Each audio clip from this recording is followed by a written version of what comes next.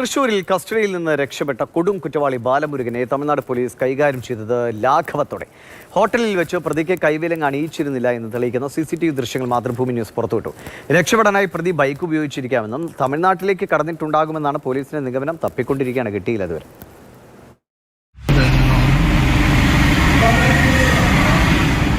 അൻപത്തിമൂന്ന് കേസുകൾ പ്രതിയായ ആൾ പലതവണ ഈ പോലീസിനെ കബളിപ്പിച്ച് രക്ഷപ്പെട്ടിട്ടുമുണ്ട്.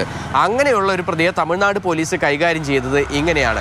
2 കോൺസ്റ്റബിൾമാരും ഒരു SIയും അടങ്ങുന്ന 3 പേർ മാത്രമാണ് ഈ ഒരു കൂടെ ഉണ്ടായിരുന്നത്. ആ 3 പേർ മാത്രമായി ഈ പ്രതിയെ കൊണ്ടുപോകുന്ന ഘട്ടത്തിൽ പോലും കൈവിലങ്ങ് അണിയിച്ചിട്ടില്ല. ബാലമുരുകൻ രക്ഷപ്പെട്ട വിയ്യൂർ ജയിൽ, സെൻട്രൽ ജയിൽ ഭാഗത്തിന് തൊട്ടടുത്ത് നിന്ന് തന്നെ ഒരു സ്കൂട്ടർ മോഷണം പോയിട്ടുണ്ട്. ആ സ്കൂട്ടർ മോഷണം പോയത് ബാലമുരുകൻ മോഷ്ടിച്ചതാണോ എന്നൊരു സംശയമാണ് പോലീസിനുള്ളത്.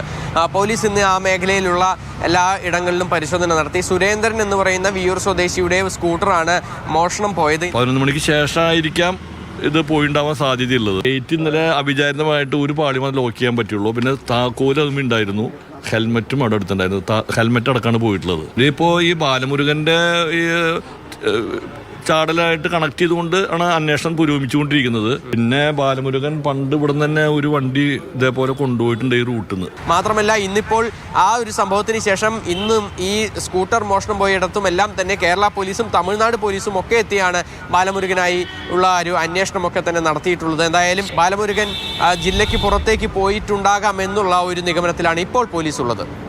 MS Lishoy, Mathrubhumi news, Thrissur.